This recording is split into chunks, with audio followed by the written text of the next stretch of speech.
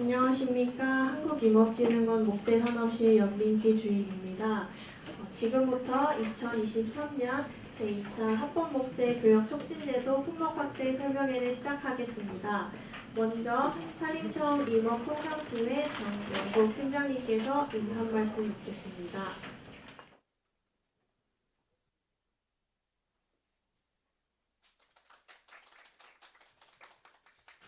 예, 안녕하십니까. 산림청 임업통상팀장 정영구입니다.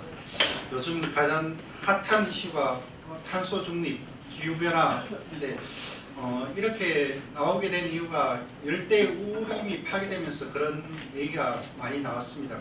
그리고 지금 기후변화의 가장 큰 원인이 이제 열대 우림이 파괴되면서 불법 목재가 그렇게 문제가 되었습니다.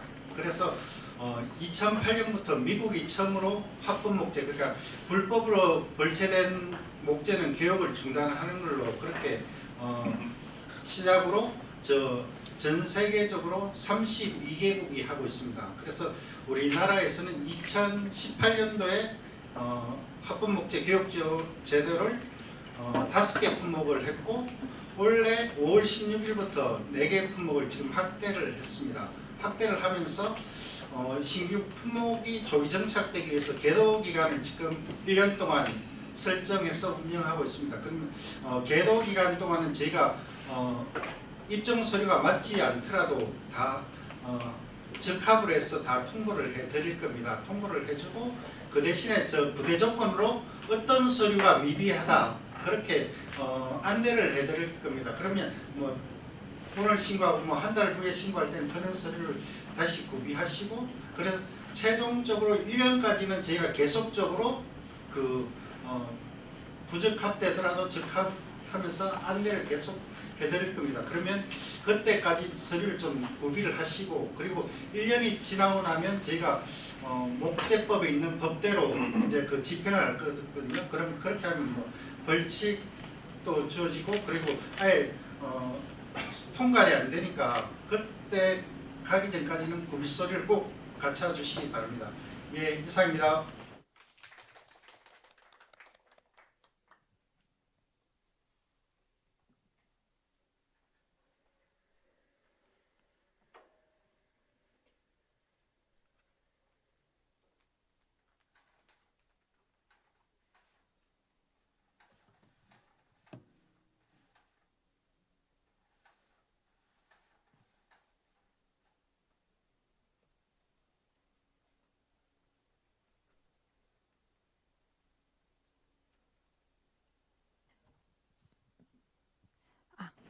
네, 안녕하세요. 저는 산림청 임업통상팀의 이영지 사무관이라고 합니다. 먼저 바쁘신 가운데서도 참석해주신 여러분들께 진심으로 감사드리고, 제 2차 저희가 인천에서 그 합법목재 교육촉진제도 품목확대 설명회를 개최를 하게 되는데요. 4월에 서울에서도 1차례 한번 개최를 했었고, 이번에는 법령이 시행된 이후로 처음으로 다시 한번 설명회를 진행을 합니다.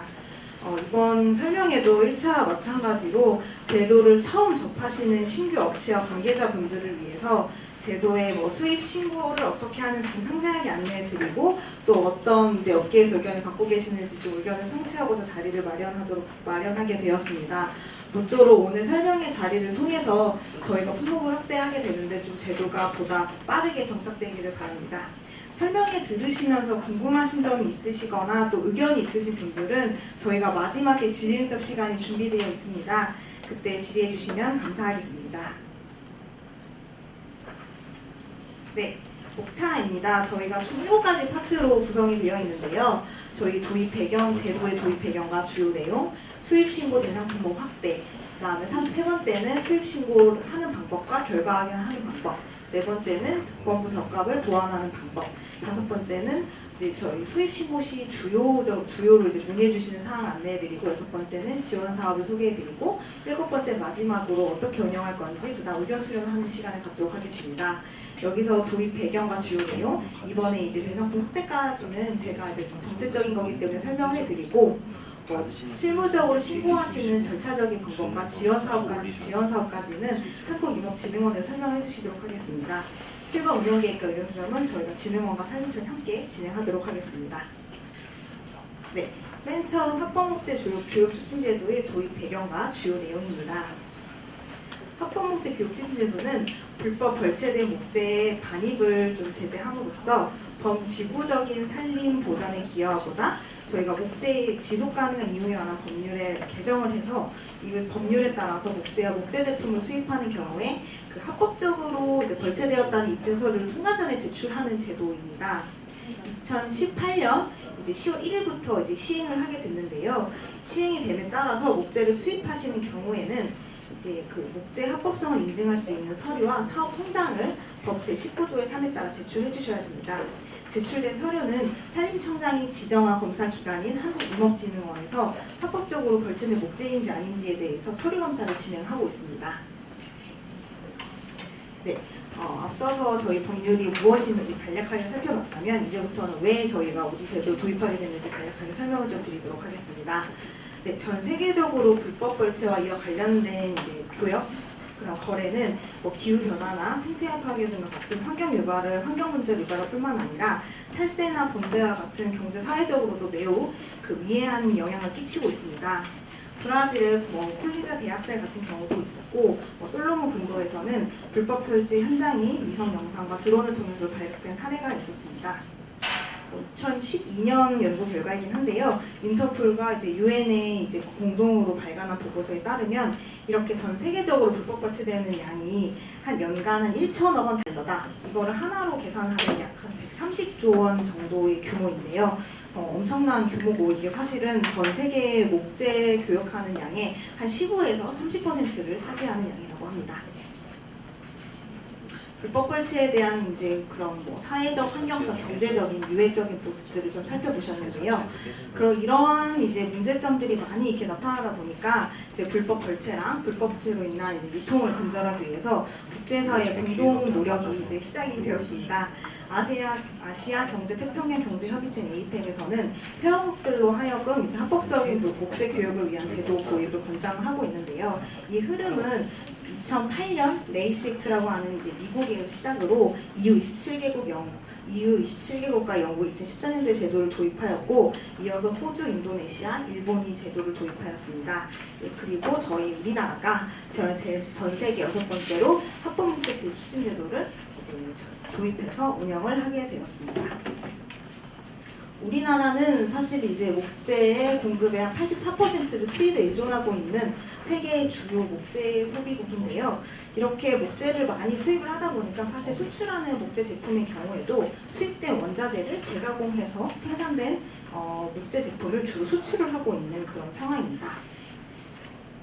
그럼에 따라서 이렇게 제도를 도입한 국가들이 많이 있었다 보니까 사실은 이게 이제 무역 기술 장벽으로 이제 작용을 하는 거예요. 이러한 이제 제도를 도입한 국가에 우리나라가 이제 우리의 목재 제품을 수출하려고 하다 보니까 우리나라가 합법적으로 벌채됐는지 안 됐는지를 모르겠다는 이유로 이제 종이 팔레트라던가 공구 손잡이 아카시 나무라던가 MDF라던가 이러한 수주 실패 등이 있어서 이거는 이제 우리나라도 제도를 도입해야지 수출의 원활함이 이룰 수 있겠다라는 이런 이제 저희가 비과세 장벽을 대응하기 위해서 저희가 제도를 도입을 한 배경도 있고요.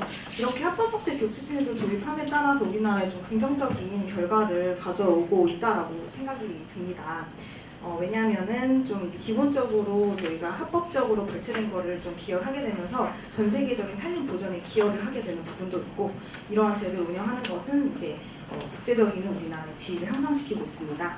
또 경제적으로 봤었을 때도 수입신고 검사제도가 되면서 이제 국내 목재 산업계의 경쟁력이 어느 정도 강화됐다고 보고, 합법 벌채 서류를 구비한 덕분에 이러한 제도를 도입한 국가로 목재를 수출하는 것이 보다 용이해졌다고 이렇게 보고 있습니다. 네, 수입 신고 절차에 대해서 조금 간략하게 말씀드리도록 하겠습니다. 네, 목재 또는 목재 제품을 수입하시려는 경우 수입 업체는 관세청 통관 시스템인 유니패스를 통해서 국가별 표준 지침에 맞는 합법 목재 입증 서류를 사업 성장 함께 첨부하셔서 수입 신고를 하셔야 됩니다. 앞서 말씀드렸다시피 이제 수입 신고하는 방법은 뒤에서 한 번 더 자세하게 설명을 좀 드리도록 하겠습니다. 수입 신고가 되신 후에는 이제 산림청과 한국임업진흥원에 저출 서류를 이제 에서 제출 서류를 검사하고 적합 판정을 받게 되시면은 이제 수입 신고 확인서가 발급이 됩니다. 수입 업체 분들께서는 이 확인증을 통해서 이제 관세 신고를 한 후에 통관 절차를 받으시면 됩니다. 조건부 적합을 받으실 수도 있는데요. 이럴 경우에도 이제 통관이 되기는 하는데 30일 이내에 보완 서류를 제출하셔야지만이 판매 유통이 가능합니다. 네, 그렇다면 앞서 이제 계속해서 물체가 합법적으로 벌채됨을 인정할 수 있는 서류를 첨부해서 신고를 하셔야 된다라고 말씀을 드렸는데 이러한 이제 합법성의 기준에 대해서 알아보도록 하겠습니다.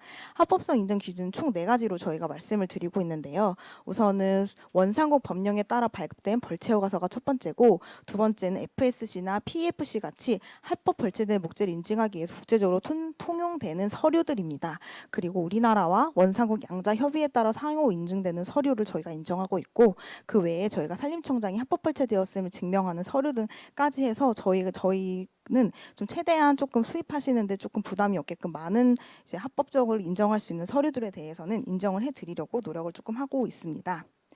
목재 합법성을 관리하는 규정은 사실 전 세계적으로 조금 비교적 좀 최신의 규정이기 때문에 그 체계라던가 발급된 인증 서류가 좀 다른 부분이 있습니다.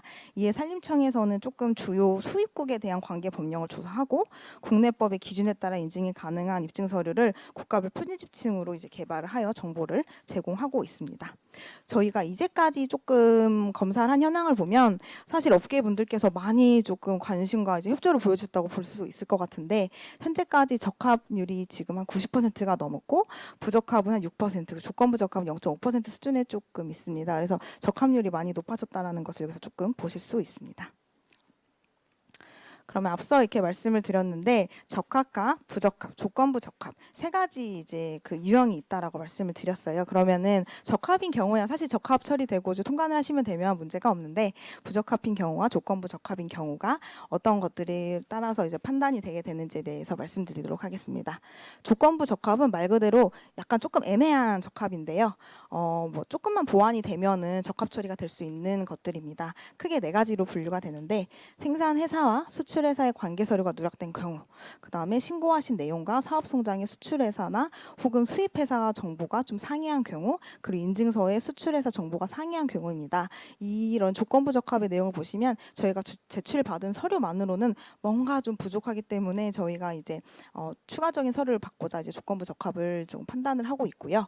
부적합한 경우에는 이제 신고하신 내용과 이제 사업 성장의 수량이 조금 상이한 경우, 뭐 신고하신 내용과 이제 사업 성장의 금액이 조금 상이한 경우, 아예 관계 서류가 아예 미제출되거나 사업 성장이 미제출된 경우, 뭐 내용이 좀 오기입되거나 좀 보시면은 좀 누락이 되어 있는 경우들이 많습니다. 필수인 경우들이 누락이 된 경우에는 저희가 합법적으로 벌채되었다고 보기가 어렵기 때문에 저희가 부적합 처리를 내리고 있습니다. 네, 좀 구체적으로 그러면은 목재 합법성 인증서 인증 기준에 따른 서류들이 어떤 것들이 있는지 한번 살펴보도록 하겠습니다. 사실 이거 조금 저희가 지금 많이 질문을 받는데 이러한 것들 어디서 볼 수 있냐라고 조금 말씀 주시는 자세한 사항은 조금 이제 그 수입되는 목재 제품 합법 벌채 판단 세부 기준이라는 게 있는데요. 저희 QR 코드도 제공되고 있으니까 참고해 주시면 좋을 것 같습니다. 첫 번째는 원산국 벌채 허가서가 있는데 뭐 중국의 벌채 허가서라던가 중앙 아프리카 공화국의 운영 개발 허가라던가 카메룬의 연간 운영 계획이라던가 이러한 서류들을 통해서 저희가 그 원상국의 벌채 허가서의 종류들을 이렇게 설명을 드릴 수가 있을 것 같습니다. 이제 두 번째는 국제적으로 통용되는 서류들인데요. 이제 많은 분들께서도 많이 알고 계신 FSC 서류라던가 혹은 PEFC 서류, 그 다음에 이제 국가별로 PEFC와 상호 인증하에 등록한 서류들, 그 다음에 지속 가능한 바이오매스 이용을 위한 국제 인증 체제에 따라 발급된 서류들. 이제 저희가 국제적으로 통용된 서류들의 종류에 대해서는 이런 종류들을 저희가 인정을 하고 있습니다. 그리고 세 번째는 이제 그 원산국 양자 협의에 따라 상호 인정되는 서류로서 이제 산림청장이 이제 그 정하에 고시하는 서류인데요. 인도네시아의 SLK 인증서 같은 서류들이 있습니다. 그리고 이제 그 밖에 이제 산림청장이 고시하는 서류인데요. 그 인도네시아에 이제 V리갈이 지금 많이 들어오고 있습니다. 뭐 인도네시아의 V리갈이라던가 캐나다에 수출허 가서 뭐 브라질의 원산진 산림 증명서, 말레이시아의 운송 허가서, 러시아의 뭐 세관 신고서 등을 저희가 이제 인정을 하고 있는데 앞서 말씀드렸다시피 자세한 사항은 위에 있는 QR코드 한번 눌러보시면 한 번씩만 눌러보시면 좋을 것 같습니다. 네, 우리 제도는 이제 18년 10월에 시행이 됐는데 1년 동안 시범 운영 기간을 거쳐서 19년 10월에 이제 본격 운영을 하게 되었습니다. 19년 10월 당시 보시면 63%에 불과했던 순 적합률이 지금은 작년 12월 말 기준으로 보시면 93%까지 많이 상승했다는 걸 보실 수가 있습니다. 요거는 진짜 여러분들의 이제 목재 업계 분들의 많은 관심과 협조가 있었기 때문에 가능한 사항이라고 보고요. 저희가 이제 제도가 본격 도입한 지는 3년 차인데요. 이렇게 저희가 적합률을 보았을 때 이제는 어느 정도 좀 저희가 뭔가 미진한 부분들에 대해서 개선을 해야겠다. 이런 개선할 수 있는 마련할 수 있는 좀 기반이 조성되었다라는 조금 생각을 조금 하게 되었습니다. 여기까지는 저희가 그간 운영했던 합법목재 교육 추진 제도에 대한 배경과 그다음에 개요 어떤 내용인지에 대해서 설명을 좀 드렸고요. 앞선 부분은 이제 저희가 이제 대상 품목이 당초 HSK 기준으로 4개 품목이었다면 지금은 9개 품목으로 확대가 되었습니다. 확대된 내용에 대해서 좀 더 자세하게 설명해 드리도록 하겠습니다. 네, 지금 사실 우리가 제도적으로는 목재류를 수입할 때 합법적으로 벌채된 목재인지 여부에 대한 요건 확인 절차는 마련이 되어 있는데요. 말씀드렸다시피 원목, 제재류, 합판, 목재 펠릿 일부 대상을 품목으로만 제도를 운영하고 있어 불법 목재를 유입하고 유통을 근절하는 데는 한계가 있는 상황이었습니다. 더군다나 우리나라는 목재 수급의 대부분을 수입에 의존하는 목재 소비국으로서 수입 목재를 조금 재가공한 제품을 다른 국가로 수출할 때 수입 목재에 대한 합법성 관리가 요구되었습니다. 근데 지금 이러한 제도를 운영하고 있는 미국이나 EU 같은 경우에는 뭐 원자재 성격뿐만 아니라 뭐 종이라던가 가구라던가 악기류까지 원재료가 아닌 그 완제품에까지 대상 품목을 적용하고 있는데 우리나라 같은 경우는 매우 대상 품목이 적은 실정으로 조금 국내 불법 벌채목의 좀 국내 유입을 차단할 필요가 조금 있었습니다. 이런 것들을 비추어서 저희는 이제 수입 목재 합법 벌채 여부를 조금 통관 전에 이제 검증하는 합법목재 교육진 제도를 조금 대상을 확대해서 저희가 당초 하려고 했던 제도의 효과를 높이려고 합니다. 앞서 말씀드렸다시피 그 미국과 EU, 영국 그다음에 이제 호주 보시면 대상들이 저희랑은 조금 많이 다릅니다. 미국 같은 경우는 이미 뭐 저희가 하고 있는 제품뿐만이 아니라 뭐 목재 공구라던가 목재 틀, 사사류뿐만이 아니라 피아노까지도 이거를 대상으로 하시는 걸 보실 수가 있고요. EU나 영국 같은 경우도 사사류뿐만이 아니라 사칠류나 사팔류, 종이와 판지까지도 대상에 포함을 하고 있습니다. 호주 같은 경우도 사사류 대부분과 펄프와 종이 판지가 이게 다 되어 있고 뭐 인도네시아 같은 경우도 우리나라보다는 훨씬 더 많은 제품의 품목에 대해서 합법성에 대해 인증을 하고 있습니다. 그래서 국제사회에 이러한 공조들이 점점 확산이 되고 제도가 강화되는 추세라고 보실 수가 있는데요. 여기에 더 더불어서 점점 더 이러한 국가들이 관리 시스템을 개편을 하고 강화를 하고 있는 추세입니다. 미국 같은 경우는 사사류에서 사칠류뿐만이 아니라 자꾸 구이류, 그러니까 이제 뭐 악기까지 목재 조각품까지도 그 대상을 품목을 넓히려고 하고 있고, 호주는 올 하반기에 새로운 시스템을 도입을 하게 되는데요. 이때는 이제 아주 강력하게 목탄이랑 인쇄용지 악기까지도 대상 품목에 넣어서 이제 그 제도를 운영하고자 하고 있습니다. 그리고 뉴질랜드 같은 경우도 목재류랑 펄프, 종이, 판지류, 그다음 가구류까지 넣어서 이제 제도를 운영하려고 하고 있습니다. 네. 그러한 이제 뭐 우리나라가 약간 제도의 품목이 적어서 실효성이 떨어졌던 부분에 대해서 제도 실효성을 높이고 각 국가의 강화되는 비관세 장벽의 그 추세에 맞춰서 저희 우리나라도 이제 품목을 추가하게 되었는데요. 현재 같은 경우에는 HS 기준을 보셨을 때 원목과 HS4407 제재목류, 그 다음에 HS4412 합판, 그 다음에 HS4401을 3일에 펠리까지를 이제 현행에서는 대상 품목으로 보고 있는데요. 신규로 저희가 이제 품목을 넓혀서 그 학원목재 교육촉진제도의 대상을 넓히려고 하고 있습니다. 총 5가지입니다. 단판과 성형목재, 파티클보드, 섬유판, 목재 펄프입니다. 저희가 이제 제도가 5월 16일부터 시행을 해가지고서 이제 신고 서류를 받고 있는데 조금 전화를 오는 걸 조금 저희가 문의전을 듣다 보니까 단판과 성형 목재까지는 들었는데 어떤 거를 신고해야 되는 거냐 정확히 잘 모르겠다라는 질문을 조금 들은 적이 있습니다. 이런 경우에는 우리의 법령에 이미 HS 코드를 넣어놨기 때문에 HS 코드 기준으로 HS4408, HS4409, HS4410, 4411, 4701부터 05까지는 모두가 신고 대상이심을 알고 계시면 될 것 같습니다. 네, 법령에서 한번 살펴보시도록 하겠습니다.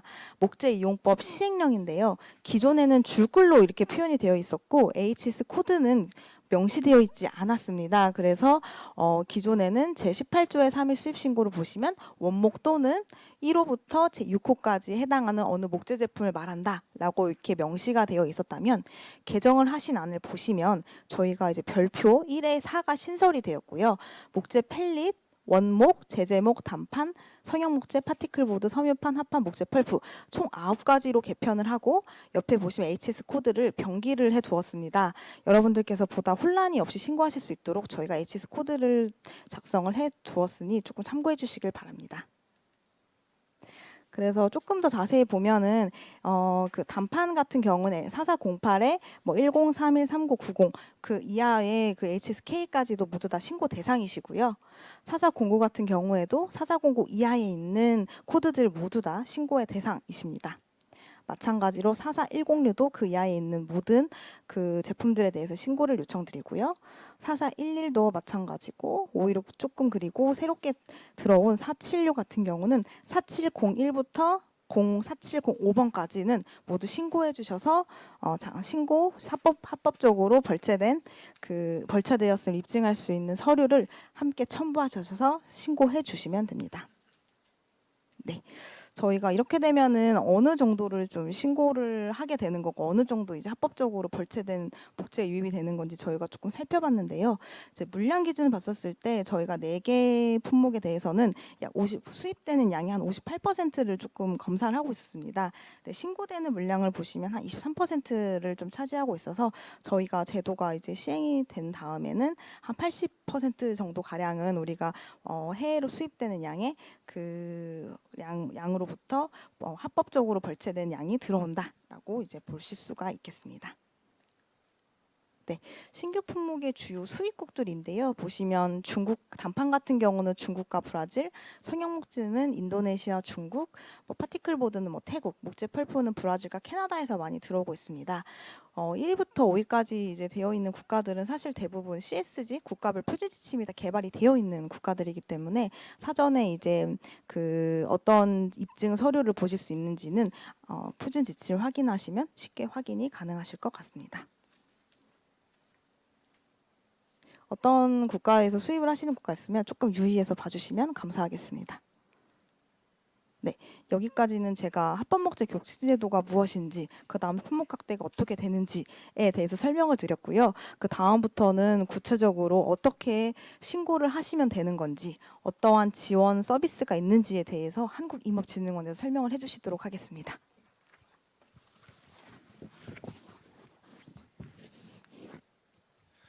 네, 안녕하십니까. 저는 한국임업진흥원의 황종민입니다. 지금부터 신고에 대한 결과라든지 그런 검사 방법 등에 대해서 안내를 드리도록 하겠습니다. 일단은 저희가 그 유니패스 상으로 이렇게 서류를 신청을 하게 되면은 그 산림청에 있는 목재자원 관리 시스템을 통해서 저희가 검사를 진행하게 됩니다. 그럼 그 결과를 바탕으로 적합한 내용에 대해서 저희가 적합을 하면은 관세청에서는 이제 통관으로 처리되게 됩니다. 그래서 저희가 요 설명드릴 사항은 여기 유니패스 사항에 대한 신청 방법, 그리고 저희가 보완 서류인 조건부 적합이 나왔을 경우에 대해서 어떻게 보완 처리를 하는지 등에 대해서 설명을 드리도록 하겠습니다. 일단은 저희 목재합법성 인정기구 기준에 대해서 간략하게 말씀을 드리자면 그 산림청에 있는 산림정책 부분에 그 합법 목재 교육 촉진 제도라는 그 사이트가 있습니다. 사실 구글을 통해서도 이 해당 내용이 검색이 바로 가능하고요. 이렇게 메뉴를 통해서도 찾아낼 수 있습니다. 그래서 여기 내용을 보시면은 이제 국가별로 이제 표준 지침이라는 게 있습니다. 그래서 해당 수입국에 대해서 찾으셔가지고 어디 부분에 대해서 어느 목재로 이제 수입을 하시는지를 확인하시면 되겠습니다. 그래서 내용을 살펴보시면은 일단 예로 인도네시아를 들었는데요. 저희 보통 인도네시아 같은 경우는 뭐 FSC, PFC, 그리고 여기 IFCC, 그리고 여기서 인증하는 뭐 레갈 프로토티프라든지 뭐 이러한 사항들이 있습니다. 이걸 확인하셔가지고 여기에 해당되는 사항 중에 한 가지만 합법성 인증 서류로 제출하시면 되겠습니다. 그리고 요거와 함께 송장으로 같이 신청을 하시면 됩니다. 그래서 수입신고 신청 방법에 대해서 간략하게 화면으로 좀 설명을 드리도록 하겠습니다. 일단은 저희 그 유니패스 상에 다들 이게 회원이 가입이 되어 있으실 텐데 그 신청 내용을 보시면은 앞에 통관 단일 창구라는 내용이 있습니다. 여기 내용을 살펴보시면은 요건 신청의 신청서 작성이라는 부분이 있습니다. 해당 부분을 클릭하게 되면요. 여기 전체 부분의 신청서에 보시면은 가운데에 산림청이라는 부분이 있습니다. 그 산림청에 대해서 조회를 하게 되시면은 이제 두 가지인 뭐 종자하고 목재 수입 신고서가 나오는데 이 목재 제품 수입 신고서를 클릭하시면 되겠습니다.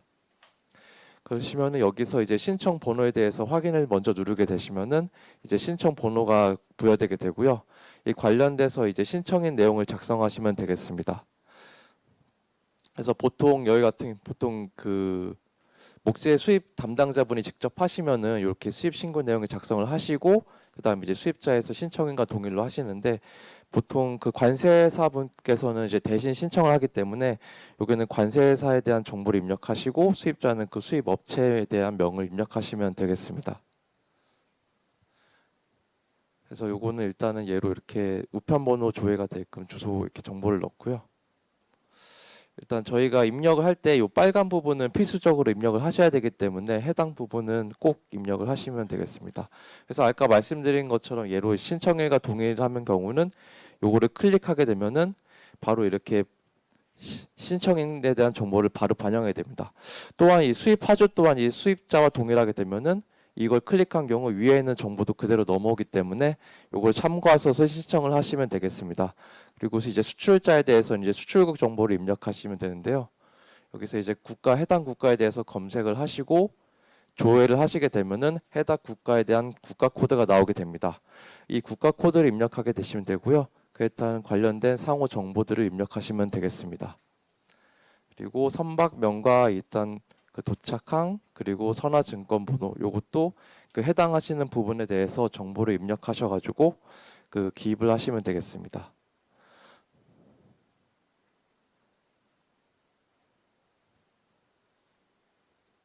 그럼 혹시나 이게 정보가 좀 유지가 되기 위해서는 여기 임시 저장한 부분이 있는데요. 꼭 여기 정보가 또 오류가 될 수 있으니 꼭 저장에 대해 한번 클릭을 부탁드리겠습니다.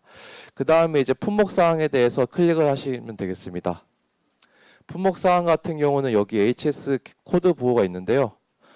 그 해당되는 품목에 대해서 클릭을 하시면 되겠습니다. 예를 들어 펠릿을 클릭을 하고요. 요거 같은 경우는 그 가장 대표되는 수종, 그래서 가장 뭐 여러 가지 혼합 목재다 하면은 이제 가장 비율이 높은 그 수종을 입력하시면 되겠습니다. 그리고 수량 같은 경우는 저희가 달러가 아니고 그 톤과 입방 단위가 있는데요. 이 기준에 맞춰서 입력을 하시면 되고요. 그리고 여기 금액 부분 관련돼서는 저희가 달러 기준을 하고 있기 때문에 예를 들어 유로라든지 다른 나라 기준에 달러가 있으면은 이거를 환산하셔가지고 그 달러 기준으로 기입하시면 되겠습니다. 그리고 원산국 같은 경우도 해당 부분에 대해서 클릭을 하시면 되겠습니다. 보통 수출국과 원산국이 동일한 경우가 대부분이긴 한데 가끔 다른 경우가 좀 있기도 해가지고 그걸 잘 고려하셔가지고 이 부분을 확인하시면 되겠습니다. 그 다음에는 이제 해당 부분에 대해서 추가라는 부분을 클릭하게 되면요. 그 해당 목록에 대한 정보가 나오게 됩니다. 그래서 이 부분을 클릭을 하시고 그 다음에 이제 산업송장과 관계 서류를 제출하시면 되겠습니다. 산업송장 같은 경우는 그 인보이스하고 BL 번호, BL 서류를 입력하시면 되고요. 그리고 관계 서류 같은 경우는 합법성 인증 서류라든지 또 여러 가지 뭐 원산지나 뭐 수출국이 좀 다른다든지 그런 정보 같은 경우는 같이 첨부를 해서 입력하시면 되겠습니다. 이 파일 같은 경우는 지금 저희가 한 가지 파일만 그 업로드가 가능하기 때문에 만약에 여러 가지 파일을 하신다 하면은 한 가지 파일로 취합해서 스캔본으로 하신다든지 아니면 압축 파일로 제출해서 주시면 되겠습니다. 그 다음에 여기 입력을 하게 되시면은 여기 또 새로운 추가 품목을 할 때 이렇게 또 다시 입력을 하시면 되는데요. 여기서 다른 품목을 할 경우 또 품목을 따로 또 이렇게 입력을 하시면 되고 뭐 해당 품목에 대해서 또 이렇게 수량으로 입력을 하시면 됩니다. 그래서 여기 보시면 추가를 누르시게 되면은 해당 부분에 대해서 또 추가적으로 품목이 반영이 되게 됩니다. 그래서 내가 뭐 신고할 것이 여러 가지 품목이 있다 하면은 이렇게 추가식으로 진행을 해서 한꺼번에 여러 가지 품목을 신청하시면 되겠습니다. 그래서 여기서 이제 첨부 파일이 위에 파일과 만약에 동일한 경우에 대해서는 이 부분을 클릭해서 여기 있는 그 품목 식별 부호, 해당되는 품목 식별 부호를 클릭하게 되면은 그 해당되는 그 파일 업로드했던 것들이 그대로 끌어오기 때문에 그 동일한 파일 같은 경우는 이제 따로 업로드하실 필요 없이 이 부분을 클릭하셔가지고 그 업로드로 하시면 되겠습니다. 그래서 이 부분에 대해서 전송을 하게 되면은 제출이 완료됩니다. 그 다음에 이제 신청이 완료됐는지를 확인하기 위해서는 여기 밑에 보시면은 통관 단위 창구의 밑에 보면은 신청서 처리 현황이라는 내용이 있습니다. 이 해당 부분을 클릭하시고 그 해당 신청에 대해서 기간을 설정하셔가지고 확인을 누른 후에 조회를 하게 되면은 해당 부분에 대해서 신청했던 정보들이 나오게 됩니다. 그래서 이 오른쪽 끝에 있는 이 정보 파란색 부분을 누르게 되면은 이것이 뭐 적합 처리되었는지 부적합 처리되었는지 그에 대한 정보가 나오고요. 그리고 조치 사항으로 어떠한 사항들이 부족했는지에 대해서 내용이 나오기 때문에 만약에 부적합이라든지 조건 부적합이 나왔던 경우에 대해서는 해당 부분에 있는 내용을 살펴보셔가지고 보완하시거나 재제출하시면 되겠습니다.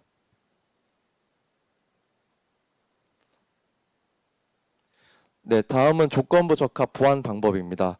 저희가 사실 조건부 적합 보완 방법이 아까 얘기한 것처럼 0.5% 정도 수준이기 때문에 실제로 그렇게 많지는 않지만 저희 이 내용이 나왔을 때는 저희가 이 시스템, 목재자원 관리 시스템을 통해서 그 제출을 하셔야 되는데요.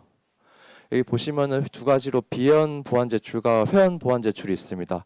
비연 보완 제출 같은 경우는 저희 사이트에 들어가시면은 우측 하단에 이게 창이 있는데 비연 보완 제출이라는 내용이 있습니다.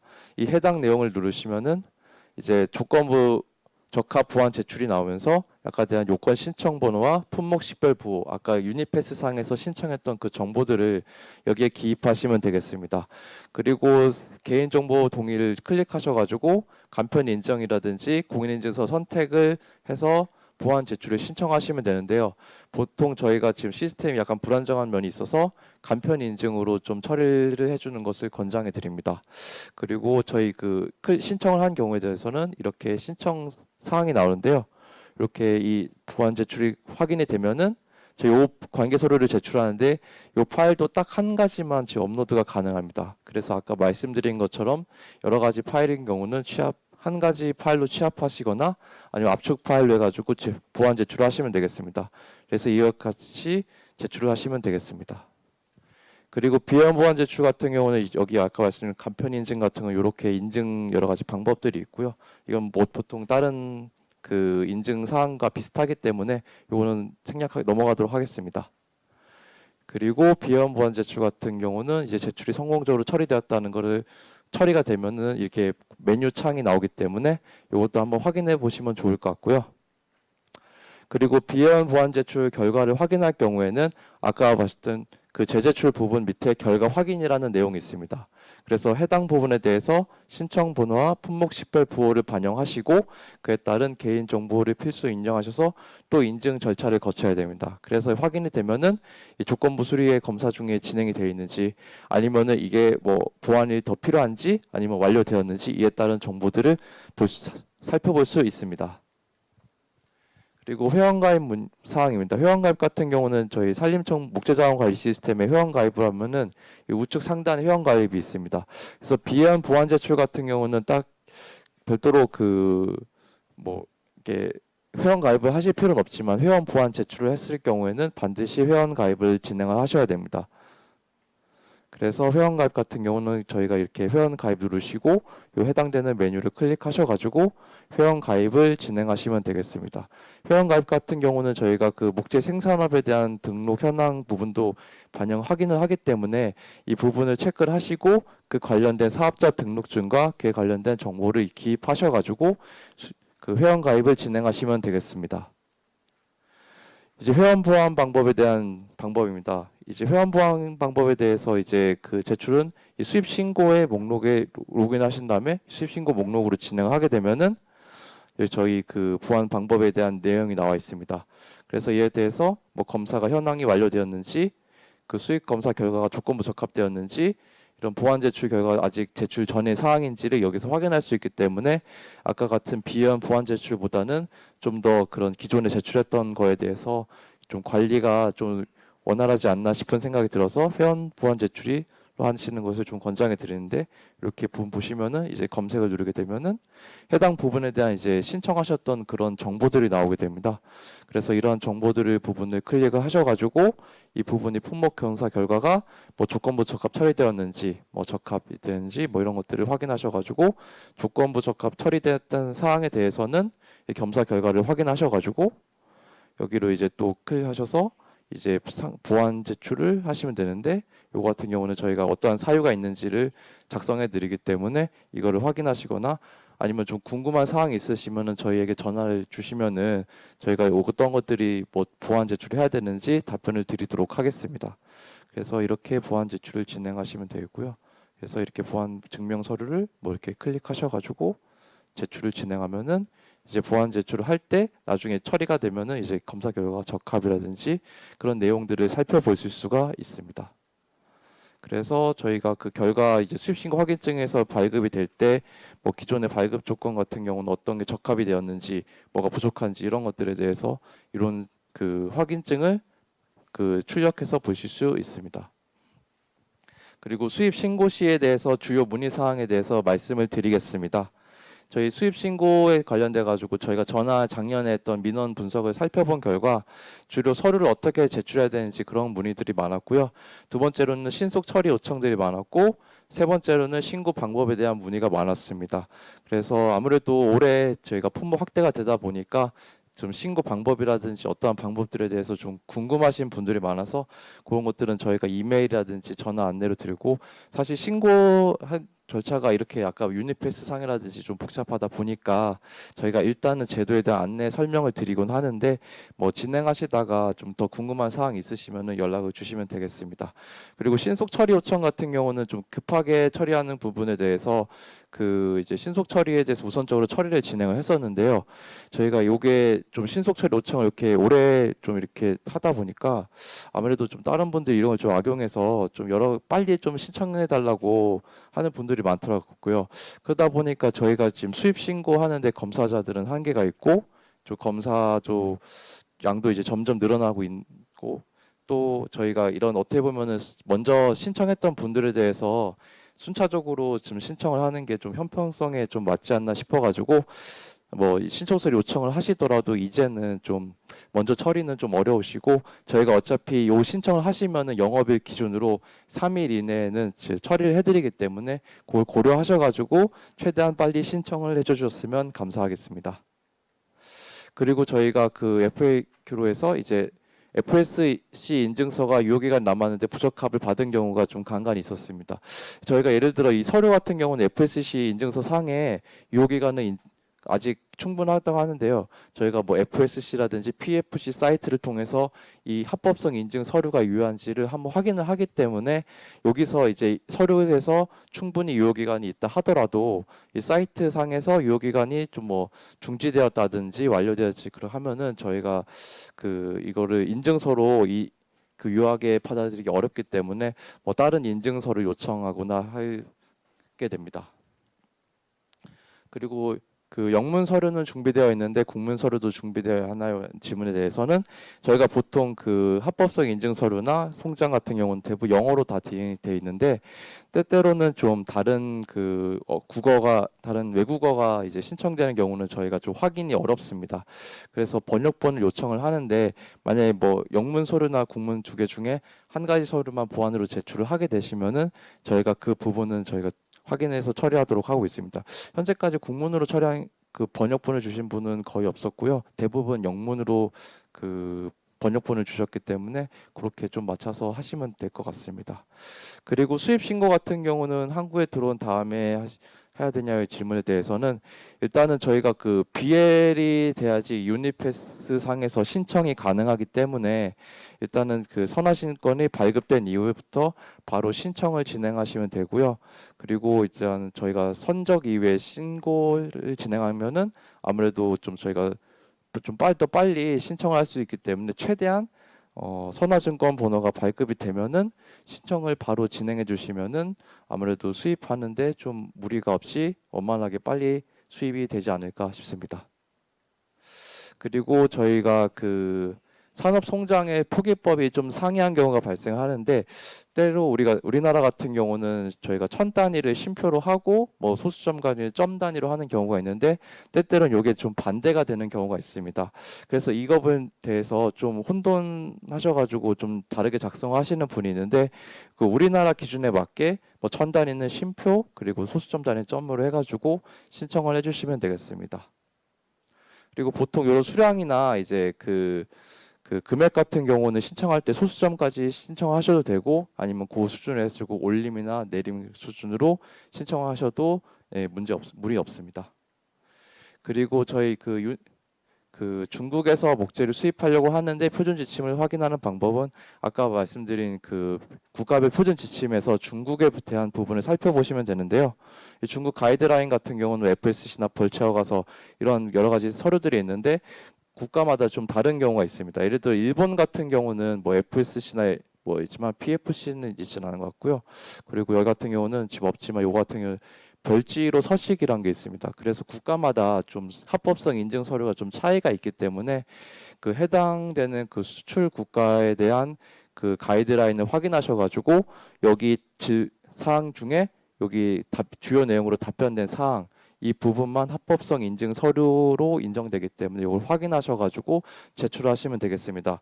혹여나 여기 사항에 대해서 나오지 않는 합법성 인증 서류가 있는 경우는 저희 그 사전 진단 이메일도 있기 때문에 거기에 문의하셔가지고 답변 주시면 저희가 검토 후에 어떻게 처리할지를 말씀드리도록 하겠습니다.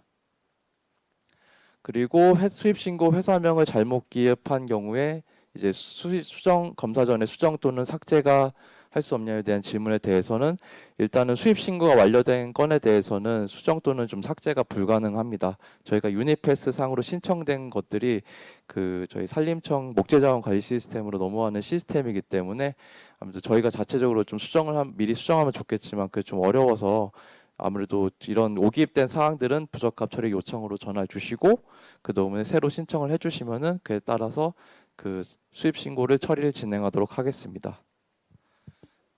그리고 지원 사업 소개입니다. 저희가 사전 진단 서비스인데요.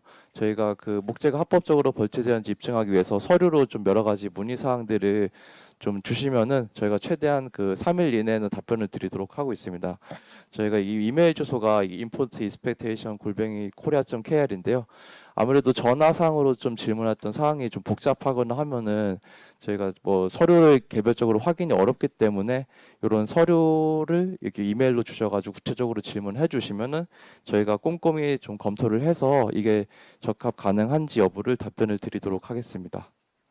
그 다음에 이제 번역 지원 서비스입니다. 아무래도 저희 그 영어로에 대한 번역본을 제출을 받다 보니까 아무래도 제3의 국가라든지 예외 국가 같은 경우는 저희가 번역에 대해서 좀 그런 서류를 요청을 드리는데 아무래도 뭐 영세한 기업이나 이런 분은 번역을 할 때 좀 비용이 좀 발생하기 때문에 저희가 이런 서비스를 통해서 이런 번역본들을 무료로 제공하는 시스템을 운영을 하고 있습니다. 그래서 여기 번역 플랫폼 회원 가입 후에 이제 플랫폼 다운로드라든지 직접 번역 신청이 가능합니다. 요거 사이트를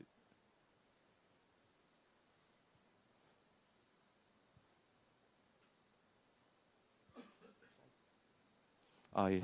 아니면 다음에 예, 이거 한번 사이트 보시면은 되게 신청이 간단하거든요. 여기 보시면 메뉴에 그 번역 신청이라는 칸이 있습니다. 그래서 거기에 관련돼서 번역 신청하고 번역을 원하시는 파일 업로드 하셔가지고 그 번역 신청을 하시면 되겠습니다.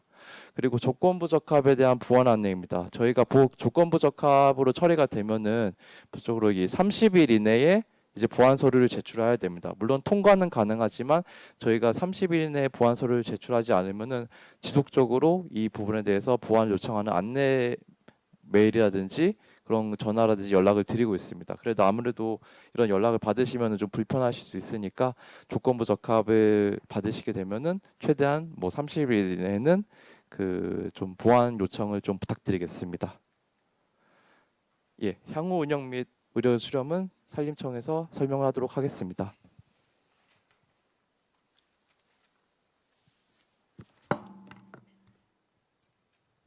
네, 이제 한 45분 동안 저희가 설명을 드렸고요.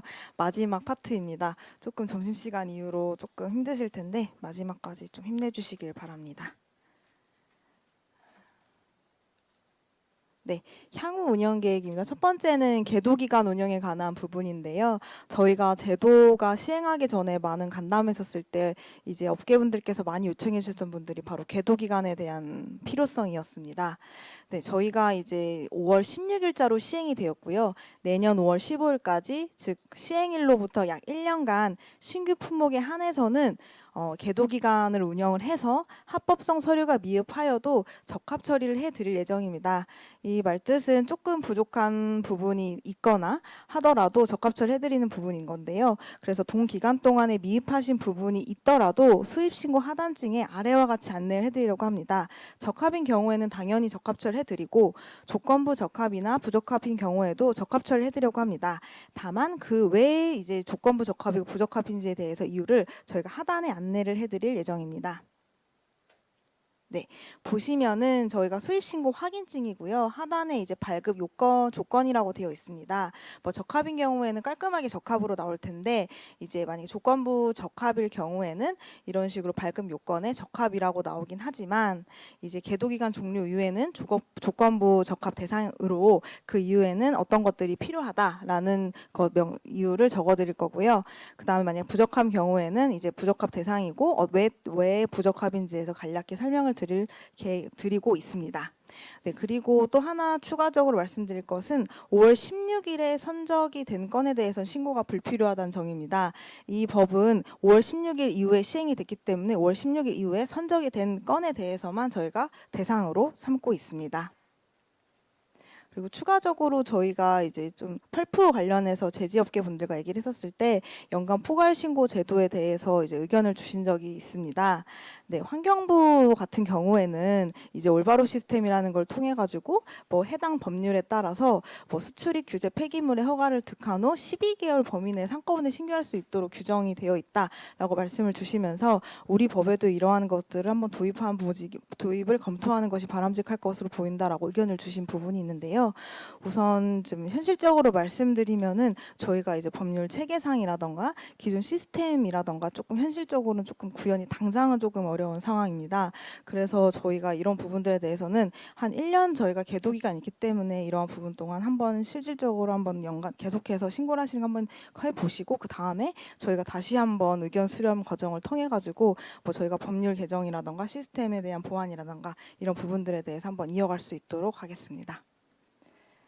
그리고 향후 추진 계획은 이제 설명회 개최안이라던가 온라인 설명회랑 그다음 시스템 개선이 구축이 저희가 진행이 될 텐데요.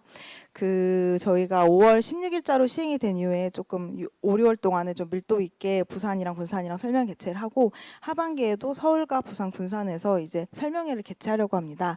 온라인 설명회도 2회 정도 개최를 하는데요. 오늘 개최를 하였고 10월에도 저희가 이제 하반기에도 온라인 설명회를 개최를 하려고 하고 있습니다.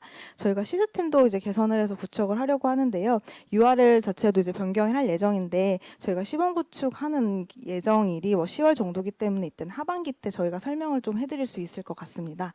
이때 하반기 때 내용을 조금 참고해 주시면 감사할 것 같습니다. 마지막으로 조금 당부드리고 조금 요청드리는 사항은 크게 세 가지입니다. 계도 기간은 말 그대로 계도 기간입니다. 그렇기 때문에 저희가 뭐 안내라던가 홍보라던가 조금 더 제도가 빠르게 안착될 수 있게끔 이제 1년 동안 설정을 하는 것이기 때문에 이때 반드시 수입 신고를 해 보셔서 어떤 부분들이 생각하지 못한 부분들이 조금 미흡한 부분이 있는지에 대해서 미리미리 파악을 해 주시면 내년도에 실질적으로 저희가 이제 본격적으로 시행이 됐었을 때 보다 빨리 적응할 수 있을 것이라고 생각이 듭니다. 뭐 물론 5월 16일 이전에 선적된 경우에는 신고 자체가 불필요하다는 점도 함께 양지해 주시길 바랍니다. 두 번째는 문의 사항이 있으시면 저희가 검사 기관이 임업진흥원에서 이번에 그 조금 인력 보강도 해서 뭐 내선에 이제 통화하시는데 무리가 없게끔 저희가 조치를 좀 취해놓은 바가 있습니다. 그래서 1600-3248 누르시고 내선 번호 3번까지 꼭 눌러주셔서 혹시라도 조금이라도 문의 사항이 있으시면은 편하게 연락 주시기 바랍니다. 세 번째로는 저희가 이제 기존에도 하고 있던 정책이기 때문에 그 지원 서비스를 이미 하고 있는 부분들이 있습니다. 그렇기 때문에 조금 뭐 어려운 부분이 있으시거나 하시면 지원 서비스를 적극 활용해 보시는 것도 제도에 빨리 정착하는 방법일 거라고 생각이 드는데요. 국가별 표준 지침에 반영되지 않는 신규 서류 같은 경우는 사정 상담을 적극 활용해 보시는 것을 추천드리고, 그다음에 입증 서류 번역 서식이나 지원이 필요한 비영어권 현지 정보 같은 경우는 번역 지원 서비스를 제공하고 있으니까 이것도 한번 꼭 해보시길 바랍니다. 네, 의견 수렴 시간입니다. 혹시라도 이제까지 좀 들으시면서 좀 궁금하신 사항이라던가 건의 사항 있으신 부분들, 뭐 예상되는 좀 추가적인 애로 사항이 있으신지, 뭐 그 외에도 조금 건의 사항이 있으신지에 대해서 의견 주시면 저희가 조금 답변 드릴 수 있는 부분들에 대해서 답변 드릴 수 있도록 하겠습니다. 그러면은 잠깐 저희 자리를 정돈을 하고 산림청과 이제 검사기관인 한국임업진흥원에서 함께 질의응답을 답변을 같이 드리도록 하겠습니다.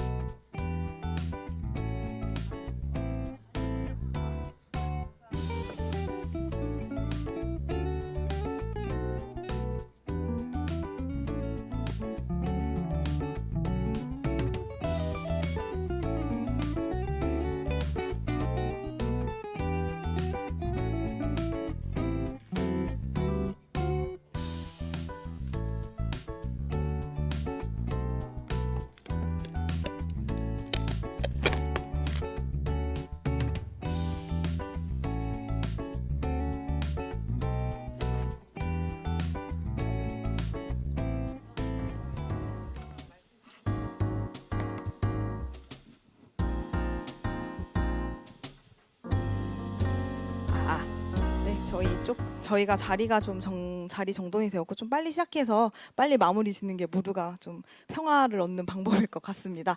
혹시 질의응답 있으신 분들은 손 올려주시면은 저희 진행위원분께서 마이크 전달해 주실 거예요.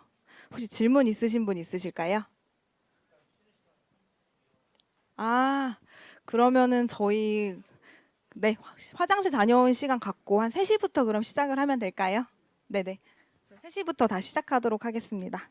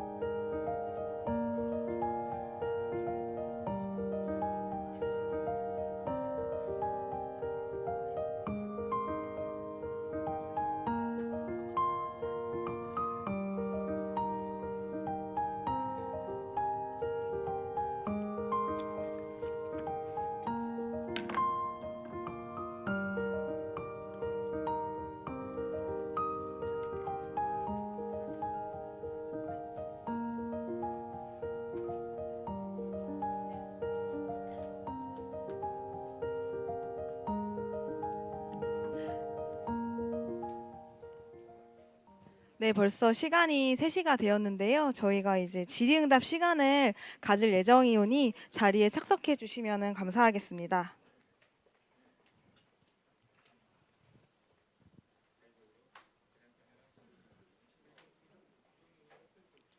네, 앞서 말씀드렸다시피 저희 설명회 동안 뭐 궁금하신 사항이시라던가 혹은 건의사항 있으시다던가 그런 부분들이 있으시면 자유롭게 말씀 주시면 감사하겠습니다.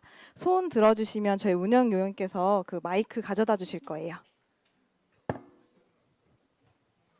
네, 질문하실 때 소속이랑 성함 말씀해 주시고 질문해 주시면 감사하겠습니다. 예, 저는 그 보람단체사무소의 서상훈 원태라고 하는데요. 그 다름이 아니고 저희 그 집선목 중에서 그 판넬이 있는데 보통 저희가 이제 보통 그 나무가 작다 보니까 큰 판넬 같은 경우는 뭐 핑거프린트라든지 이렇게 접합해서 만드는데 이게 원래 집선목이어가지고 4407로 분류가 됐었거든요.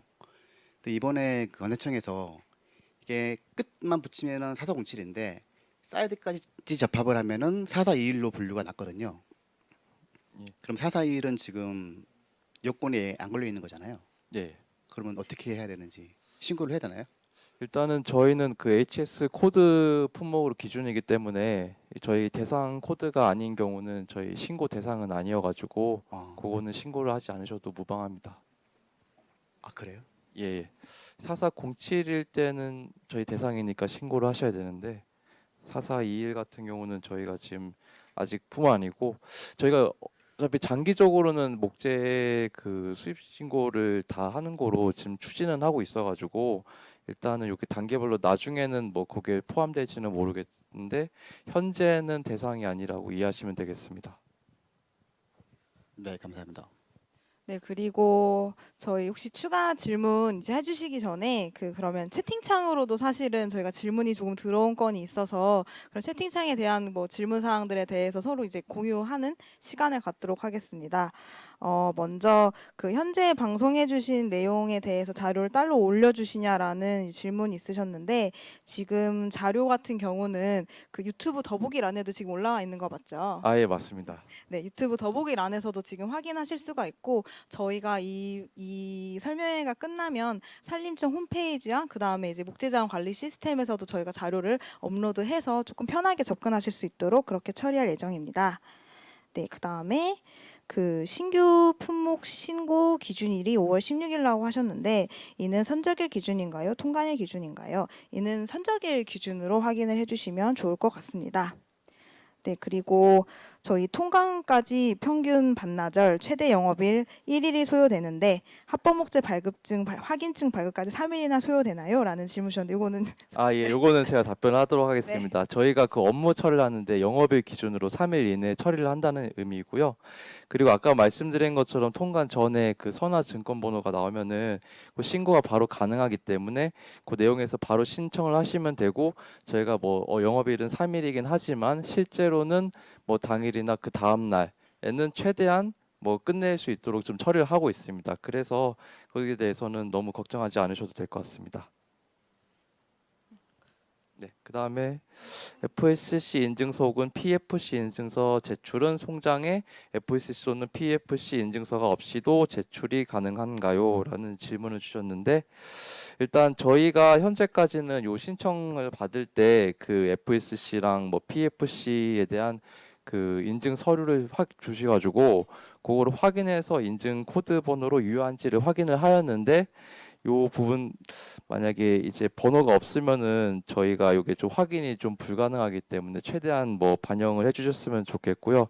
뭐 최근에 뭐 송장에다가 그 FSC나 PFC 코드 인증 번호를 좀 반영하는 경우가 있어가지고 그거는 저희가 좀 협의를 해서 그거는 바로 처리할 수 있는지는 좀 검토를 해보도록 하겠습니다.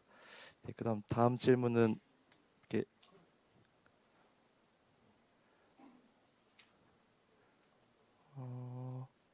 이것도 제가 답변을 할까요? 예.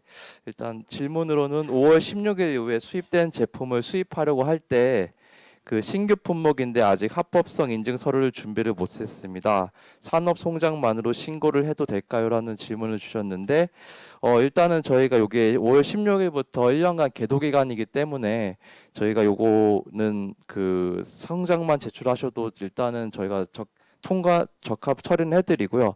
다만 이 같은 경우는 합법성 인증 서류가 제외된 사항이기 때문에 이 수출된 국가에 대해서 어떤 합법성 인증 서류가 필요한지를 저희가 그 합법 서류상에 그 인증 서류상에 저희가 작성을 해드립니다. 그래서 그거 확인하셔가지고 그 합법성 인증 서류를 좀 다음번에는 좀 보완하시면 될 것 같습니다.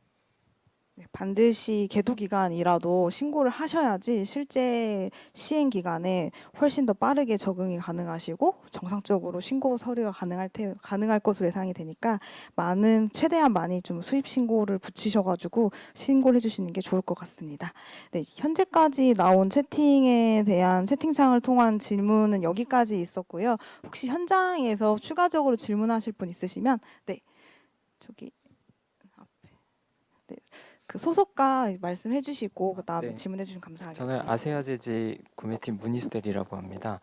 그 수입 신고할 때 그 관세사에다가 의뢰를 해가지고 이제 하고 있는데 그 문의를 받았었어요.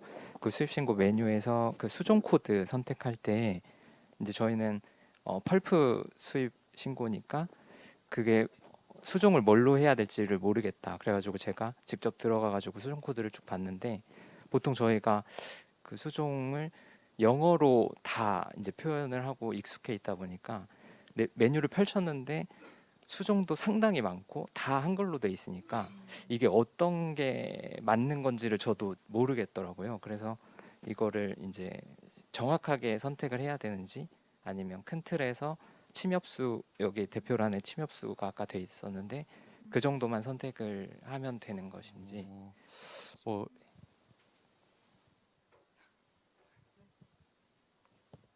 요거는 그러시면 정이 어렵다고 생각되시면 영어를 그대로 적는 게 사실 신고하실 때 편하시잖아요. 그 기타를 선택하시면 직접 입력하실 수 있는 란이 뜨니까 거기다가 그대로 입력해 주시면 저희가 향후에 그 정보 보고 판단하도록 하겠습니다.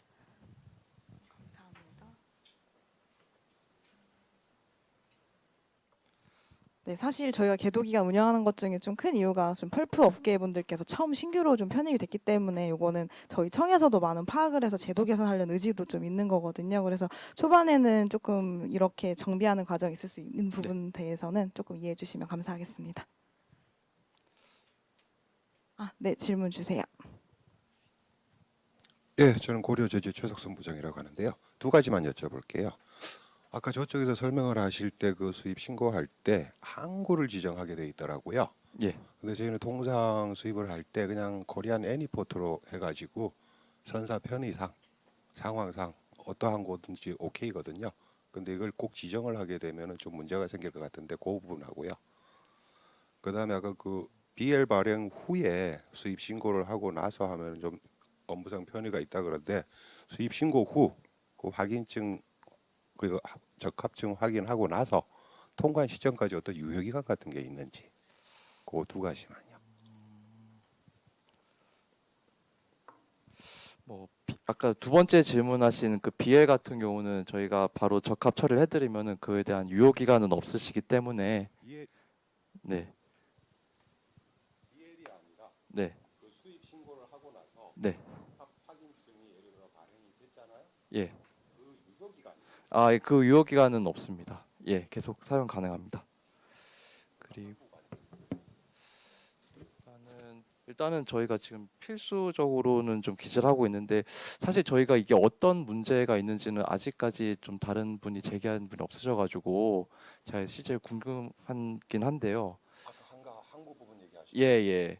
그 아까 보니까 수입 신고서 할 때 거기 항구를 지정을 하게 돼 있더라고요. 아까 설명 중에. 예, 아무래도 그 부분에 대해서 어느 항구로 들어왔는지를 확인하는 그런 차원에서 이제 수입 신고에 반영이 돼 있긴 합니다. 예, 근데 BL상의 항구가 당연히 명기가 돼 있긴 있어요. 예. 근데 저희는 통상 LC를 내보낼 때 그냥 코리안 애니포트로 보통 내보내거든요. 예. 시퍼 측에서 어떤 문제가 있어서 부산항으로 올려다가 인천항으로 올 수도 있고 광양항으로 갈 수도 있고 예, 예. 뭐 그럴 경우가 있거든요. 그럴 때 항구를 지정을 해놓으면은 네. 오류가 될 거 아닙니까? 아, 그 사항을 여쭤보는 거예요. 아, 그러니까 항구 지정을 안 들어- 해도 되느냐, 아, 애니포트로 해도 되느냐. 그러면은 일단은 뭐 항구가 변경되는 사항에 대해서는 어쩔 수 없을 것 같긴 한데, 요거는 일단 제가 시스템적으로 한번 확인을 해봐야 될 것 같은데 이게 저희만 아니라 다른 이제 부처 요건 신청하실 때도 비슷한 일이 있으실 것 같아요.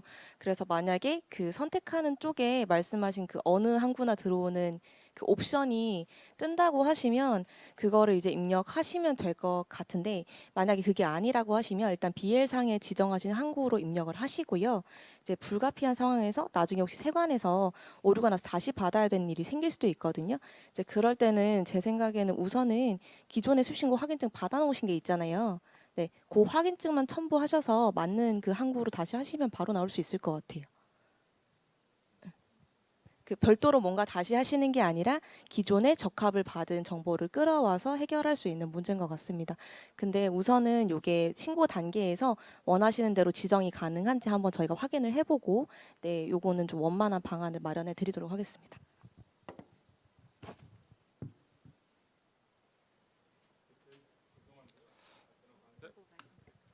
저는 네. 관세사인데요. 이제 우리가 보면은 물품이 컨테이너로 들어온 거 있고 그냥 벌크로 들어온 게 있는데 방금 저쪽 부장님 말씀하신 것처럼 벌크는 포트를 애니 포트로 지정하는 게 맞는 거거든요. 디스차징 포트를. 네. 뭐 종종 로딩 포트도 마찬가지입니다.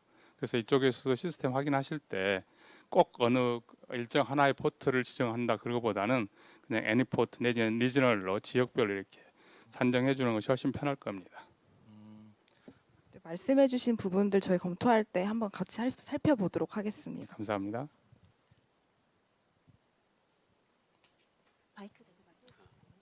안녕하세요. KEL 관세사무소 김영수 관세라고 하는데요.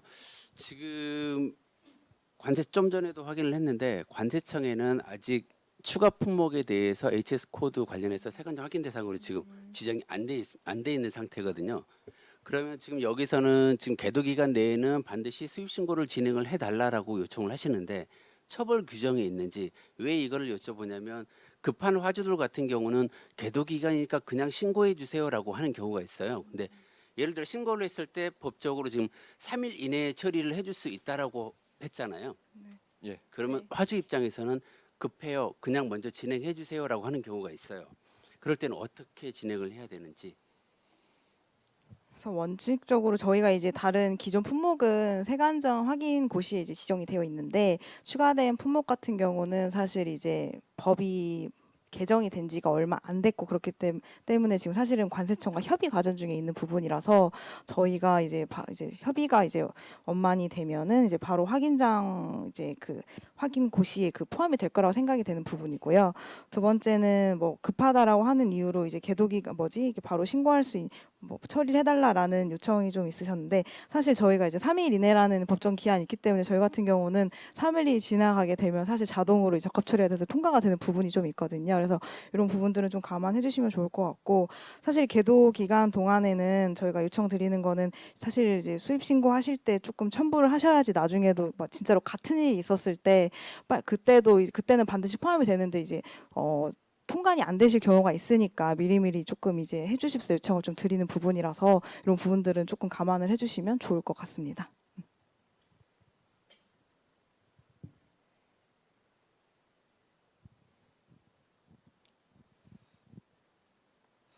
혹시 추가로 질문하실 분 있으실까요? 예, 깨끗한 나라 구매팀의 정승열입니다. 저기 혹시 그 서류상에서 이제 그 생산 업체하고 그다음에 이제 BL상의 이제 판매 대리점 업체가 다를 경우에 예. 실제적으로 FSC 인증선 어느 판매 대리점으로 받아서 제출을 해야 되는지 아니면 원산 그러니까 생산 업체의 FSC 인증 그 서류를 제출해야 되는지 해서 궁금합니다. 보통 저희가 그 FSC나 PFC 같은 경우는 다 상호 그 국가적으로 이제 다 인정하기 때문에 뭐 수출회사나 뭐 그 아니 원산 구호연지 그 지역에 상관없이 한 분에 대해서만 그 FSC를 제출하시면은 저희가 그것도 합법성 인증 서류로 확인해 드립니다. 그래서 상관은 없습니다.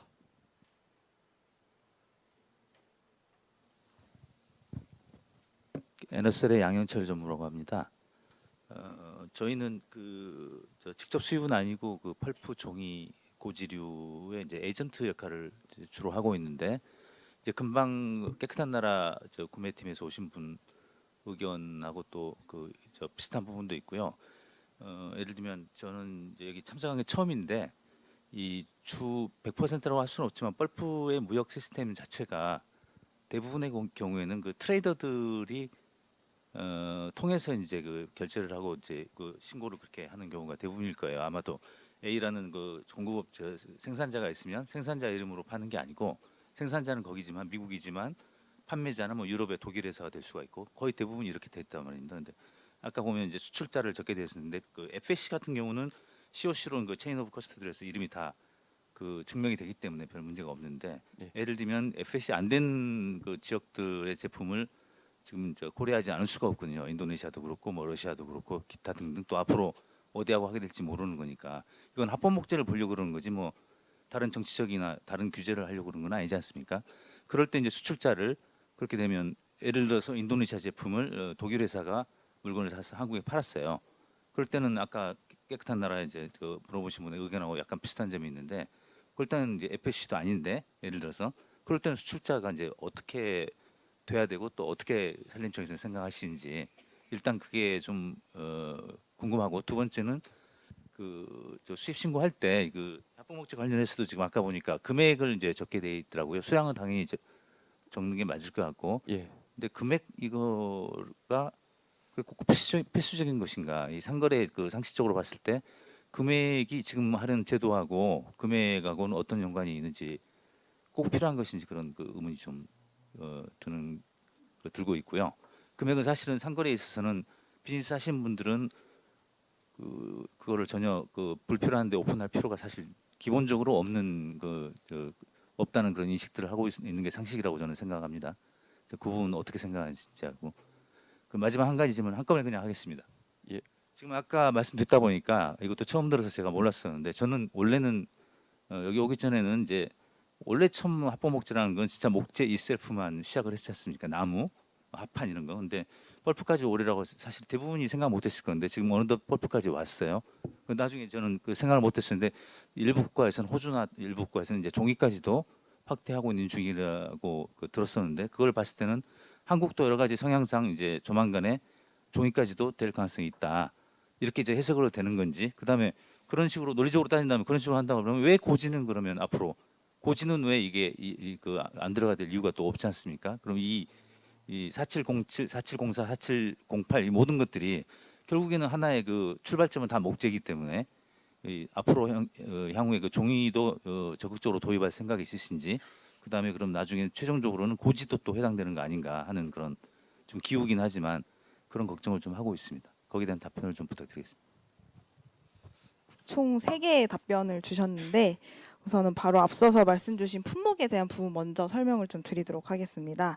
사실 저희가 맨 처음에 시작했었을 때는 사실 이제 원재료 성격에 대한 것들부터 시작을 했습니다. 왜냐면은 이게 조금 원재료가 이제 우리 기업들이 이제 수입되는 제품에 대해서 품목의 합법성에 대해서 보다 그래도 용이하게 좀 하실 수 있지 않을까 해서 우선은 주요 수입되는 저희가 어느 정도 금액도 좀 보고 그다음에 목재의 성격도 좀 고려를 해서 4가지 품목을 선정을 했는데 그 다음번에는 저희가 이제 또 선정을 했었을 때는 어느 정도 정착이 됐었다고 판단을 하고 저희가 추가적으로 검토를 한 거는 또 목재 원자재 성격과 그 다음에 타 국가들에서 이제 제도를 시행하고 있기 때문에 타 국가들에서 어느 정도 인증 서류가 이제 어느 정도 갖춰졌을 것이다라고 생각하는 이제 펄프 종류까지 이제 왔습니다. 근데 그래서 그렇게 해서 이제 좀 5개가 추가가 된 건이고 말씀 주신 부분들에 대해서 이제 고지나 이제 476, 486 혹은 이것까지는 사실은 저희가 요거는 조금 업계 의견 수렴을 조금 받아서 좀 처리를 해야 될 부분이라고 생각을 하고 있습니다.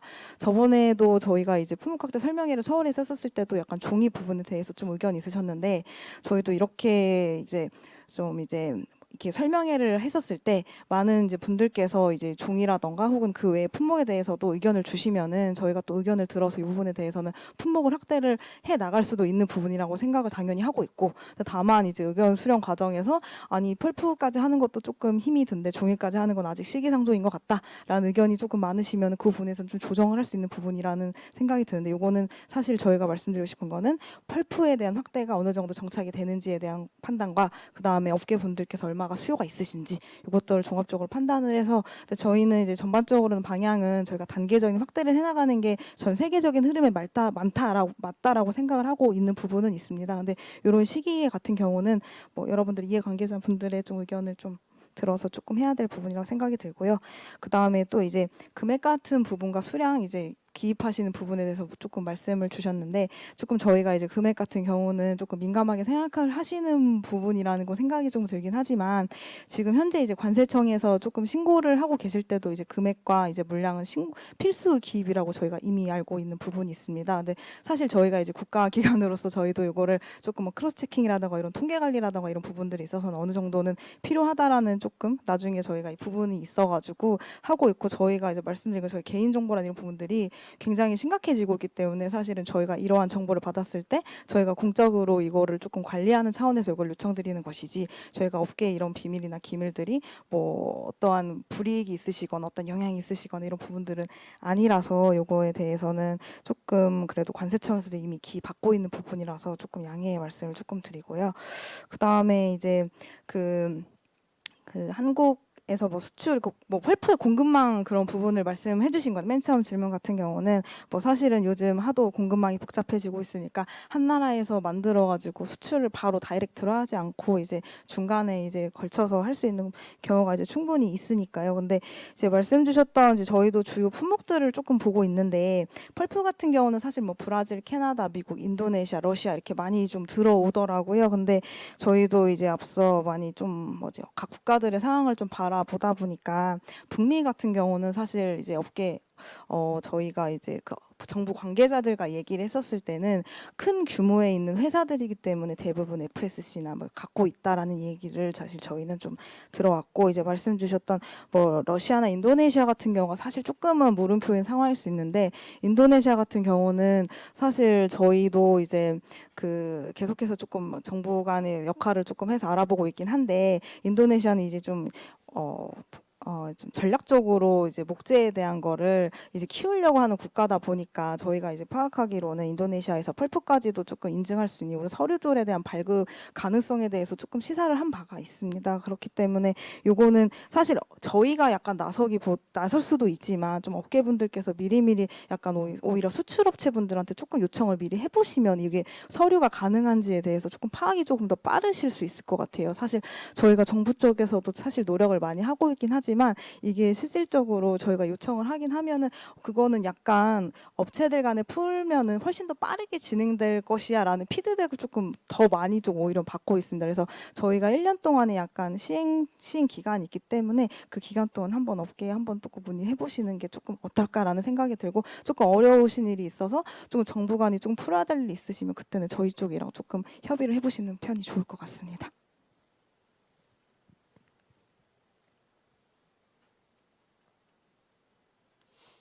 네, 혹시 또 추가적인 질문 있으실까요?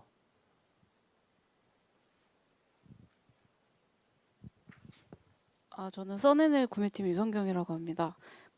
이번에 새로 추가된 항목 중에서 이제 그 단판이나 파티클보드 섬유판 같은 경우에 저희가 수입을 하는 그 쉬퍼 말고, 아까 쉬퍼에서 그 물건을 가지고 오는데 만약에 그 쉬퍼가 또 다른 제 3국에서 수입한 거 가지고 이제 가공을 해가지고 저희한테 줄 경우에 그러면은 그 원산지 증명 여기에서 지금 필요로 하시는 이제 서류는 이제 제3국의 서류를 받아야 되는 건지 아니면은 거기 슈퍼에서 뭐 따로 발행하는 그런 서류를 받아야 되는 건지 궁금합니다. 보통 저희가 그 수출국 같은 경우는 만약에 예를 들어 뭐 A라는 회사가 FSC 인증을 받았다고 하고 그게 뭐 인보이스 상에 그대로 했다 하면은 그 FSC 자체가 합법적인 목재를 가져와서 그렇게 가공해서 했다기 때문에 저희가 그 부분에서 원산지가 뭐 동일하면 하겠지만 뭐 만약 특별한 일 없으면 그렇게 바로 처리를 하고요. 만약에 좀 다르게 뭐 B에서 이런 여러 가지 B에서 이제 수입을 해가지고 가공해가지고 또 우리나라로 수출을 했다 한다면은 그러면 이제 A와 B와의 계약 관계 서류 같은 거를 좀 요청을 합니다. 그래서 뭐 보통 세일스 컨트랙트라 해가지고 그렇게 한 2페이지 정도의 그 간략한 그런 계약 서류 이제 찍힌 거로 보통 이렇게 제출을 하시고요. 그리고 보통 저희가 뭐 그렇게 깊게 보는 거는 뭐 벌채어 가서라든지 그런 거 있을 때는 이제 원산지에서 어떻게 벌채됐는지 이런 것들을 다 확인하기 때문에 그렇게 돼 있는데, 보통 뭐 FSC나 PEFC 같은 거는 수출회사가 알아서 그 합법적인 그 서류에서 수입을 해가지고 막 가공을 했다면 해가지고 수출을 하는 거기 때문에 사실은 저희가 그 인보이스상에 그 원산지가 나와 있지 않고 그냥 그 회사의 명에 대해서 계약만 됐다 한다면은 저희가 합법성 인증 서류로 처리를 해주고 있습니다. 그래서 저희가 이 제도의 목적이 합법적인 목재가 들어온 거를 확인하는 거기 때문에 좀 이렇게 웬만해서는 좀 너무 깊게 파진 않고 이 합법적인 서류 정도만 이제 확인하고 있어가지고, 만약에 이게 좀 애매한 사항이다 하면은 저희 아까 말씀드린 그 전화라든지 그런 이메일로도 한번 또 문의를 주시면은 저희가 또 한번 검토를 해가지고 또 답변을 드리겠습니다.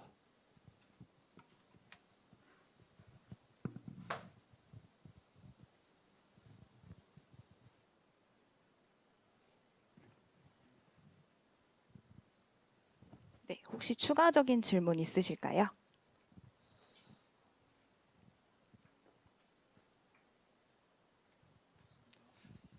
그러면 저 하나만 저희가 좀 여쭤보고 싶은 게 있는데요. 저희가 좀 의견을 조금 받다 보면 조금 이제 저희가 신고를 할 때 그 목재 제품에 있어서는 조금 일부 제품에 있어서는 입방 단위로 이제 수입 신고를 조금 하는 이게 유통이 되는 경우가 있어서 목재를 수입을 하실 때 통관 단위도 이제 기입을 필수적으로 했으면 좋겠다, 그렇게 관리를 했으면 좋겠다라는 의견을 조금 저희가 의견 수렴 과정에서 받은 적이 있습니다.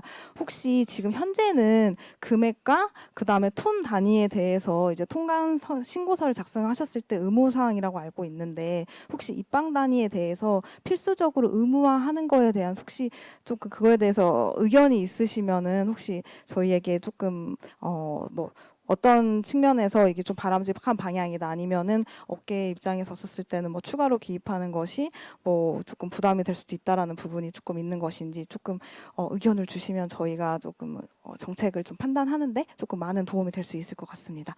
혹시 특별한 조금 의견을 주실 분 있으실까요?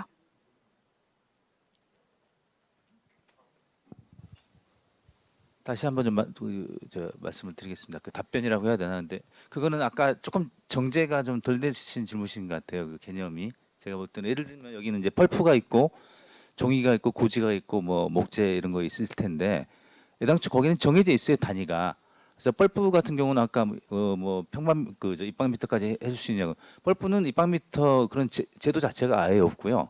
예를 들면 우드칩 같은 경우는 반드시 입방미터로 CBM으로 하게 돼 있고, 목재도 그렇고. 그래서 그거는 가끔가다 이제 종이나 목재 같은 건 당연히 톤 하나인데, 그 톤을 이제 그 알톤이라서 이제 선사에서 요구할 때 CBM으로 환산해서 선사 그 운임목 쪽으로 하는 경우는 있어요. 그건 정확한 입방미터가 아니고 그냥 운임 책정을 위해서 하는 경우도 있지만, 기본적으로 인보이싱하는 단위는 종이, 펄프, 목재는 다 톤입니다.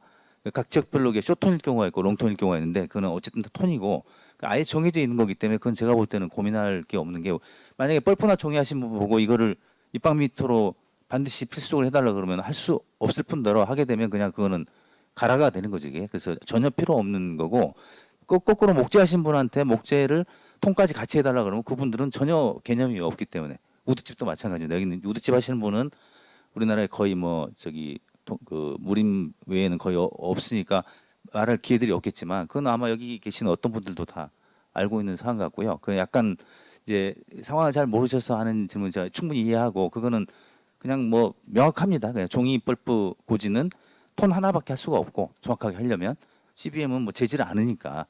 그다음에 그 목재 쪽은 뭐 CBM 하나밖에 할 수 없는 그런 상황이라고 저는 보고요. 다른 분들도 다른 업계에서 오신 분들이 다른 어떤 특별한 현상이 있을지 모르겠지만 그게 맞는 걸로 저는 알고 있습니다. 네, 말씀 감사합니다. 네, 전무님, 네, 말씀 주세요. 네, 저 의견 잘 들었는데요. 당연히 펄프하고 목재하고는 다릅니다.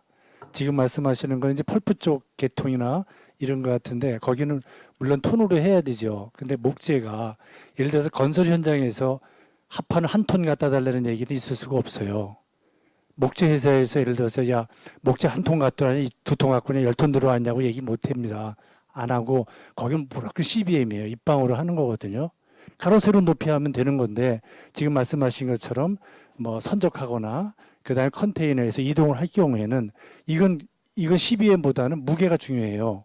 왜? 도로 파괴, 선박의 침몰 이런 관계 때문에 그렇거든요. 그렇기 때문에 이거하고는 분리가 돼야 되고 그다음에 이거에 대한 질문은 또 이게 달리 해야 돼요. 왜냐하면 여기 제가 뭐 이게 평가를 잘못하는지 모르겠으나 여기 오시는 분들은 되게 이제 실무자급이 좀 제법 많을 것 같다는 생각은 들어요. 근데 실무자들 입력을 시키는데 입방이냐 톤이냐 아무 구별이 없어요. 관계가 없습니다. 근데 지금 예를 들어서 톤은 꼭 의무적으로 해야 되는 거잖아요. 그거는 내가 해야 되는데 만약에 입방으로 지금 다시 하나 더 해라 그러면은 귀찮아 하거든요. 내가 지금 이것만 의무적으로 입방만 톤으로 넣는데 야 이거 입방을 갖다가 뭐 다시 넣어야 돼 그러면 아예 싫단 말이에요. 그러나 대한민국 통계를 봤을 때 목재는 입방으로 얘기를 해야지. 왜 그러냐면 전에도 말씀드린 것 같은데 지금 목재 비중이 다 달라요. 목재가 비중이 예전에 평균 0.65라고 했단 말이에요. 근데 지금 0.2, 0.3이 들어온단 말이에요. 그러면 우리나라에 들어오는 목재가 임업통상팀에서 통계를 내가지고 산림청이나 진흥원이나 과학원에 보내는 것들, 공고하는 것들은 지금 사실은 내가 들어온 양이 100인데 이게 150, 200이 되는 거예요. 0.65로 나눠야 되는데 0.3으로 나눠야 되는데 0.65로 하는 거예요. 이런 문제가 있기 때문에 이거는 좀 내가 청장님한테도 말씀드리기를 이건 뭔가를 목재하는 사람들은 합판이나 이런 것들은 특히나 목재는 입방으로 고쳐야 되지 않겠느냐는 의견을 드리는데 여기서 이런 데서 질문하게 되면 이런 오류가 나올 수가 있다는 것은 참고해 주시기 바랍니다. 이상입니다. 네, 그래도 조금 다양한 분들의 의견을 듣는 자리로서도 의의가 있다고 좀 생각이 드니까요. 혹시 그러면 펄프 쪽에서는 많이 좀 의견을 주셨는데 혹시 오늘 좀 목재 업계에서 오신 분들이 있으시다면은 뭐 말씀 주셨던 뭐 합판이나 혹은 뭐 섬유판, 뭐 파티클보드 이 정도 그러면 목재에 뭐 입방으로 쓰이지 않을까 싶긴 한데 요거를 조금 실질적으로 조금 입방에 대해서 기입하는 것에 대해 수입 신고하실 때, 통관 신고하실 때 기입하시는 거에 대해서 혹시 의견 있으신 분 있으실까요?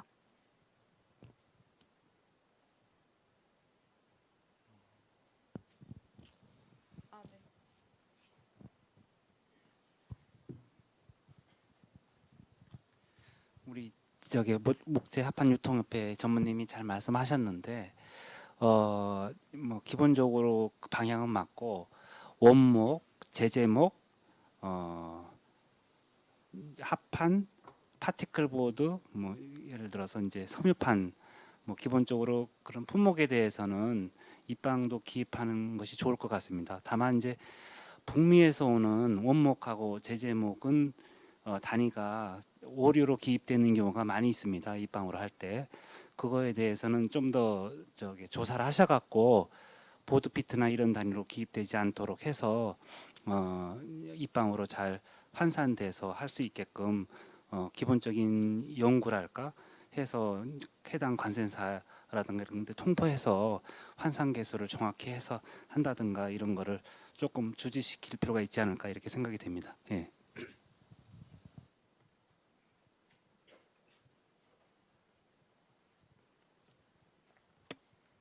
혹시 추가적으로 의견 있으신 분들 있으실까요?